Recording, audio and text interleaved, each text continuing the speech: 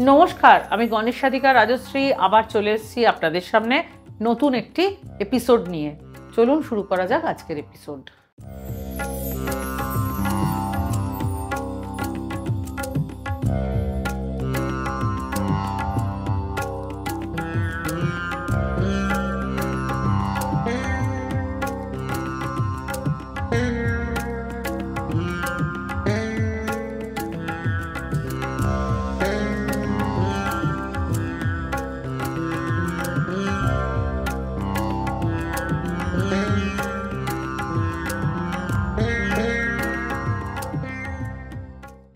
জ্যোতিষশাস্ত্রে প্রত্যেকটি গ্রহ নক্ষত্ররা নিজের সময় মতো ঘর পরিবর্তন করে সকল রাশির ব্যক্তিদের ওপর নানান প্রভাব ফেলে। সেটি কারোর জন্য শুভ হতে পারে, আবার কারোর জন্য নেতিবাচকও হতে পারে। 7ই ডিসেম্বর কর্কট রাশিতে বিপরীতমুখী হবে মঙ্গল।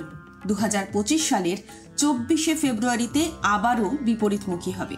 এই সময় কিছু রাশির জাতক জাতিকাদের আর্থিক দিকে লাভ হবে।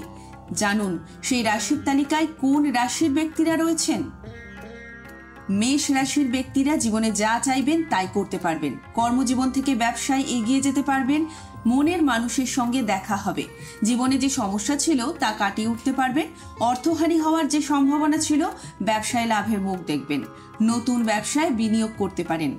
তাছাড়া এই সময় পায়ের সমস্যা আপনার অনেকটাই কমবে।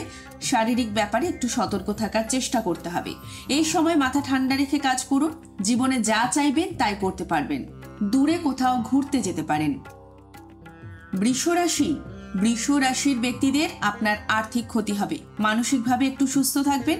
চাকরি ক্ষেত্রে যে অতিরিক্ত চাপ ছিল তা কমে যাবে। এই সময় আপনারও অংশীদারিত্ব ব্যবসায় বিনিয়োগ করতে পারেন। মনের মানুষের সঙ্গে দেখা হতে পারে, আপনি কর্মক্ষেত্রে লাভ করবেন। এই সময় সম্মান বাড়ায়, আপনার মানসিক চাপ আগের থেকে অনেক কমবে।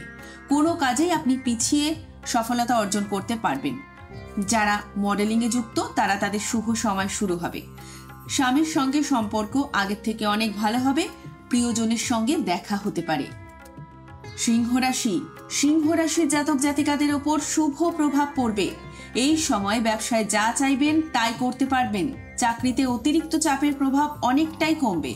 আপনার বসের সঙ্গে আপনার শুভ সম্পর্ক বজায় থাকবে। দাম্পত্য জীবন থেকে পারিবারিক জীবনে সুখী হবেন।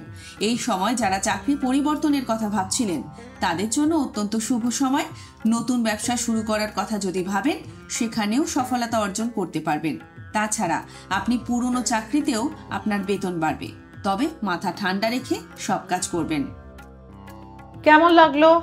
যদি ভালো লেগে থাকে এই এপিসোড, তাহলে আমার ইউটিউব চ্যানেল গণেশ সাধিকা রাজশ্রীকে লাইক করুন, শেয়ার করুন এবং বেল আইকনটি প্রেস করে সাবস্ক্রাইব করে রাখুন, যাতে নিত্য নতুন অনুষ্ঠানের নোটিফিকেশন সবার আগে পেতে পারেন।